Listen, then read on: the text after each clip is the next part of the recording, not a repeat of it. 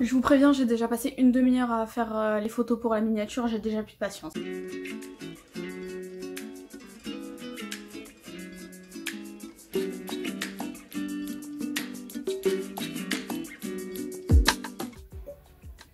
Non pardon. En plus je m'étais dit vas-y pour cette vidéo on va faire une intro en bonne et due forme parce que j'ai vu qu'on était un petit peu plus nombreux depuis ma dernière vidéo sur cette chaîne, donc salut. Je m'appelle Luna, j'ai 23 ans et je parle de livres comme vous pouvez le voir. Très simple aujourd'hui encore une fois, petit bilan lecture de mai. J'ai lu 12 livres ce mois-ci. Ok, c'était pas que des romans de 300 pages, mais je m'en fous. J'ai hésité à le faire par catégorie cette fois, vu que j'en avais beaucoup, mais en fait j'ai la flemme, donc je vais faire comme d'habitude par ordre chronologique. Donc le plus ancien que j'ai lu, que je n'ai pas avec moi parce que je l'avais emprunté à la médiathèque, donc je l'ai déjà rendu, c'est le deuxième tome de La Faucheuse, que je review déjà assez en profondeur dans mon dernier vlog, si je me souviens bien. Donc clairement je vais pas m'éterniser, je lui ai mis 5 étoiles. Je l'avais déjà dit, mais en gros c'est un peu ma première série, un peu genre sci-fi YA, genre je sais pas trop exactement la catégorie, mais en tout cas c'est la première fois que je lis un truc dans ce genre, et je suis grave content d'avoir passé le pas, et donc hâte de continuer, voilà, tout simplement. Ensuite, celui que j'ai fini après, c'est un aussi que dont j'avais déjà un peu abordé dans mon vlog. C'est un recueil de poésie qui s'appelait Empty Bottles Full of Stories. Et comme j'avais dit dans mon vlog, j'ai absolument kiffé la première partie et pas du tout aimé la deuxième. Limite j'avais l'impression que c'était genre écrit par une autre personne. Donc pour couper la poire en deux, je lui ai mis 3 étoiles, même 2,5 en vrai. Et bon, je vais essayer de retenir que le positif de la première partie, mais voilà, un peu déçue, je croyais que j'étais sur une bonne lancée, à trouver un recueil que ça y est, je kiffe de ouf et tout, mais non. Ensuite, du coup, enfin, je peux vous en parler, parce que pareil, j'avais commencé dans ce vlog, mais je l'avais pas terminé. C'est L'île aux arbres disparus d'Elif Shafak qui a réussi à grimper dans mon top 3 carrément, favori, 5 étoiles, haut la main, clairement. Absolument trop contente de l'avoir lu. Comme je vous avais dit, je l'avais acheté au salon du livre de Paris et je l'ai acheté et je l'ai commencé en n'ayant franchement pas une grande idée de quoi ça parlait parce que la quatrième de couverture est pas ultra explicite, mais juste ça m'avait parlé, en fait ça m'avait parlé à mon inconscient et clairement maintenant je comprends pourquoi, parce que bah voilà quoi, j'ai kiffé de ouf et je suis absolument trop contente de l'avoir lu. L'île aux arbres disparus, c'est Chypre en fait, l'île. On suit en fait une famille et surtout au début la fille d'une famille qui a émigré en Angleterre depuis Chypre, et en gros on a le père qui est chypriote mais d'origine grecque et surtout chrétien, et sa mère qui est chypriote d'origine turque, musulmane. C'est pas une histoire à la Roméo, enfin si, il y a un peu de ça en mode que c'est un peu scandaleux qu'ils se mettent ensemble, mais c'est pas du tout focus sur ça, c'est plus focus sur le contexte historique en fait, parce que j'avais absolument aucune idée de l'histoire de Chypre et de tout ce qui s'est passé là-bas avec la guerre civile, avec du coup les affrontements entre la partie turque et la partie grecque, et puis toute la partie occupation, tout ça, indépendance avec l'Angleterre, enfin bref, je connaissais absolument rien du tout de cette histoire, donc déjà rien que pour ça c'était super intéressant. Mais ce qui m'a surtout le plus plu, c'est qu'est-ce que ce contexte historique fait sur les personnes en fait, et sur les familles et sur les générations. Il y a clairement le thème du traumatisme générationnel qui est abordé, avec en gros on suit deux timelines entre le présent avec la fille, la lycéenne Ada qui s'appelle, et le temps de ses parents, et on a vraiment à plusieurs reprises la génération des parents qui dit à Ada mais tout ça c'est le passé, tout ça c'est derrière toi, tout ça tu l'as pas vécu, t'as pas à t'en occuper, toi tu es d'ici, tu es d'Angleterre, ça te touche pas, enfin c'est pas exactement comme ça que c'était dit, mais c'était ça que ça voulait dire. Et clairement on voit que ce n'est pas le cas en fait avec comment Ada elle vit les choses, même si je dois dire que s'il y a une seule chose que j'aurais à reprocher à ce livre, c'est justement que j'ai eu l'impression que cette partie-là était moins développée que la partie des parents en fait, parce que en ouvrant avec le temps présent avec Ada. Je croyais que ça allait être ça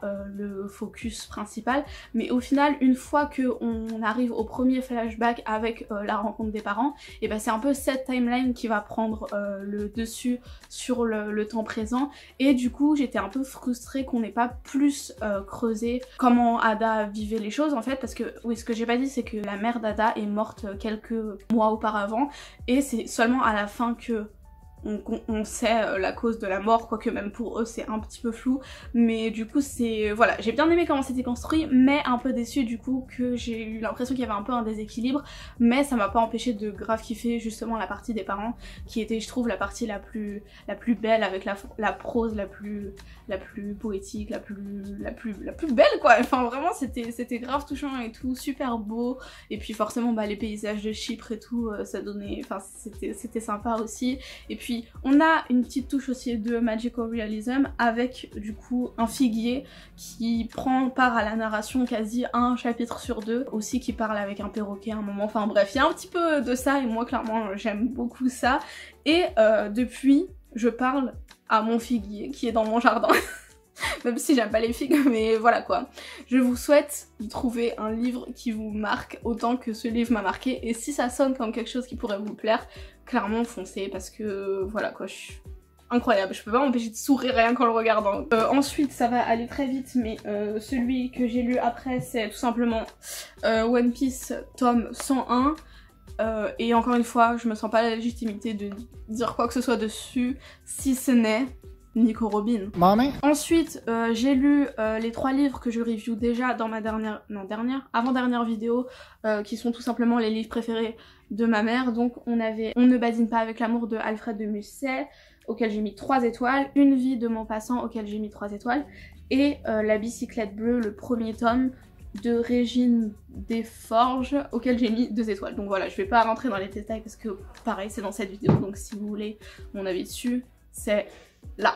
Ensuite, j'ai lu un autre recueil de poèmes qui est Dreamwork de Mary Oliver. Parce que voilà, j'avais l'impression qu'on parlait beaucoup d'elle sur le booktube, poésie, tout ça, donc je me suis dit on va tenter. Et là maintenant que ça fait quelques jours, voire quelques semaines que je l'ai fini, c'est un peu, on va dire, ça m'a laissé aucun souvenir, on va pas se mentir. J'y étais allée parce qu'ils avaient dit que c'était une poétesse qui était super forte pour tout ce qui est description de paysages, de la nature et tout, et personnellement je commence à me rendre compte que c'est ce qui me plaît le plus dans la poésie. Et c'est sûr qu'il y avait ça, mais c'était pas non plus incroyable, j'ai pas trouvé ça fou de ouf. Il y a juste un poème qui s'appelait, je crois, Les Tortues ou un truc comme ça, j'essaierai de le retrouver, que je crois qui a été un peu cool. En fait je me souviens juste que je l'ai trouvé cool, mais j'ai pas plus de souvenirs que ça. Donc voilà, je lui ai mis 3 étoiles parce que voilà, comme je le dis, ni plus ni moins, un peu anecdotique, mais il n'empêche que je continuerai mon quest pour un recueil de poèmes qui me touche, qui me parle, mais voilà. Ensuite, pareil, j'ai lu le 2e tome de L'Attaque des Titans. Je vais vous dire la même chose que pour le premier, clairement j'ai rien à dire, je ne vais rajouter aucune pierre à l'édifice, la fame et la hype est déjà faite sans moi, mais tout ce que je peux vous dire c'est que bah hâte de continuer en fait.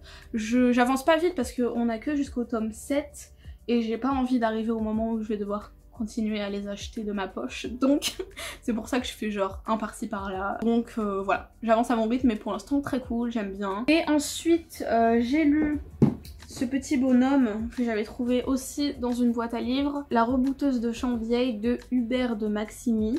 Je l'avais pris juste clairement pour la couverture et parce que je sais pas, ça parlait de sorcières dans la forêt, genre vibe printanière et tout, et je m'étais dit vas-y, ça m'avait parlé, bref, du coup je m'étais dit pourquoi pas. J'ai vu après, littéralement sur Goodreads il a 2 reviews, hein, donc c'est vraiment un truc niche de ouf, mais j'ai vu qu'il était dans la catégorie roman du terroir, et je comprends bien pourquoi on lui a donné cette catégorie, mais c'était du coup la première fois, je connaissais pas du tout cette catégorie et j'avais absolument jamais rien lu dans ce genre. Contente au moins d'avoir découvert.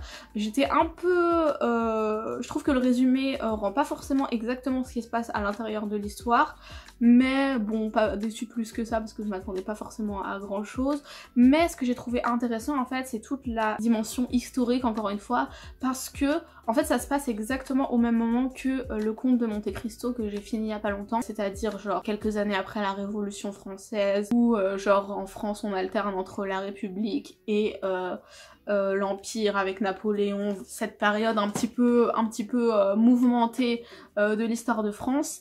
Et je trouvais ça intéressant parce qu'en fait dans le Comte de Monte Cristo on suit l'aristocratie à la capitale, tout ça, alors que là on est vraiment dans la campagne pure. Je sais pas si c'est un endroit qui existe vraiment, mais bref, on suit la plèbe quoi, les gens qui sont partis à la guerre et qui reviennent chez eux, gueule cassée et tout, après Waterloo, tout ça. Et je trouvais ça intéressant un petit peu le décalage et la représentation, donc pour ça j'ai trouvé ça cool, mais voilà, comme je le disais, pas transcendant de malade, donc je lui ai mis 3 étoiles. Et enfin, j'ai fini, je dis enfin parce que clairement j'en avais marre, j'ai fini Les Liaisons dangereuses de Pierre Choderlos de Laclos, que pareil c'est un classique que je voulais lire. Je l'ai écouté parce que j'avais un peu la flemme de lire, on va pas se mentir, et bah déçue en fait. Je ne m'attendais à rien et j'ai quand même été déçue. En fait je sais pas si c'est parce que je l'ai écouté, mais j'ai eu un peu de mal à suivre un peu les enjeux dans l'histoire et tout. D'habitude j'aime beaucoup les romans sur le mode épistolaire, mais cette fois je trouvais ça vraiment difficile à suivre. Un peu les échanges entre les deux personnages principaux, la marquise de Merteuil et le vicomte de Valmont,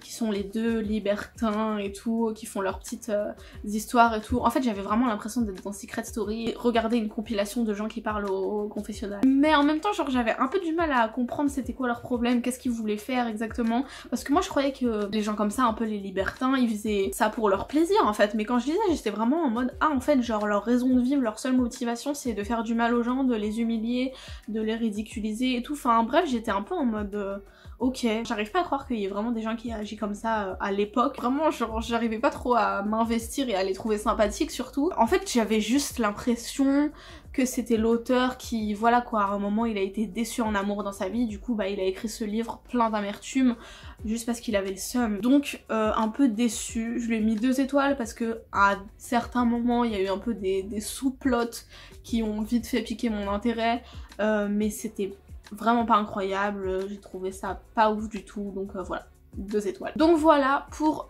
mes lectures de mai. Et du coup, rapidement, ce que je lis en ce moment. Déjà, au final, j'en avais parlé aussi dans mon dernier vlog, mais je continue The Body Keeps the Score, mais du coup je l'ai acheté parce que en fait quand je le lisais sur ma liseuse, bah je pouvais pas prendre de notes en fait et ça a commencé à me frustrer, du coup je me suis dit vas-y nique sa mère, on achète. Du coup j'ai un peu hésité entre prendre la version anglaise ou la version française, mais si je prenais la version anglaise il prendrait trop de temps à arriver, du coup je me suis dit bon bah tant pis, et au final bah franchement je vois quasi pas la différence, la traduction est très bien réalisé, traduction de Aline Veil et Ivan Wiart.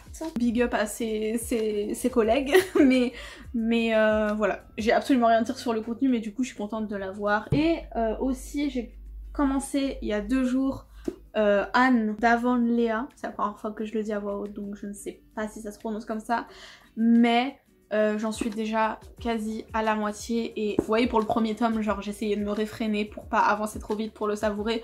Là je me suis dit vas-y on s'en fout et j'avance beaucoup trop vite et j'aime beaucoup trop. Pour l'instant je retrouve exactement la même vibe que dans le premier. Et aussi est-ce qu'on peut parler de ces magnifiques couvertures en fait. Autant le premier je le trouvais beau, mais celui-ci il est absolument incroyable, genre les couleurs et tout. C'est vrai que ça fait un petit peu plus ton automnal et tout, mais il n'empêche absolument incroyable. À chaque fois que je le lis, je le ferme pour regarder la couverture. Enfin bref, clairement je vis mes meilleurs instants avec ce livre et j'espère que ça va durer parce qu'il y a des gens qui m'ont dit qu'ils avaient été déçus de la suite et tout, donc je sais pas trop, mais pour l'instant en tout cas moi je kiffe, voilà, c'est tout.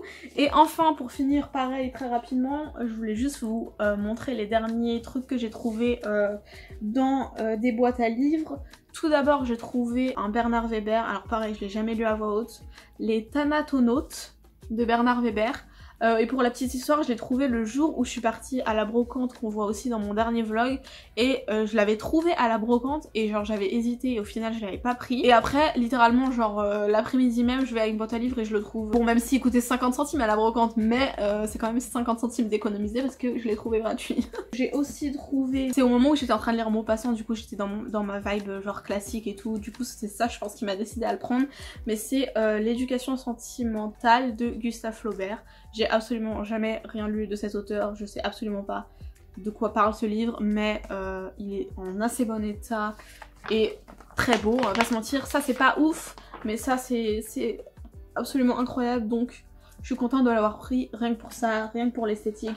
Je suis quelqu'un de superficiel, j'assume. Et enfin le dernier que j'ai trouvé, pareil pour l'esthétique même s'il est en moins bon état, mais c'est The Secret Children de Alison McQueen. Et je l'avais trouvé au moment où j'étais en train de lire L'île aux arbres disparus de Elif Shafak. Et là en fait on a une histoire plus je crois d'une famille indienne qui émigre pas en Angleterre, en Irlande cette fois. Donc voilà quoi, j'étais là en mode ok c'est la même vibe et tout. Du coup il est en anglais, mais voilà. Rien à dire de plus, mais on verra quand est-ce que je les lirai tout ça parce que clairement ma pile à lire... Il y a plus de livres qui rentrent qu'il y en a qui sortent, mais bon, c'est sympa quand même. Dans tous les cas, j'espère que ça vous a plu. Dites-moi qu'est-ce que vous lisez en ce moment et aussi s'il y a des livres que j'ai revus qui vous ont donné envie, pas envie. Est-ce que vous aussi vous avez pas aimé les liaisons dangereuses? Bref, dites-moi. Et moi je vous dis à la prochaine. Bisous!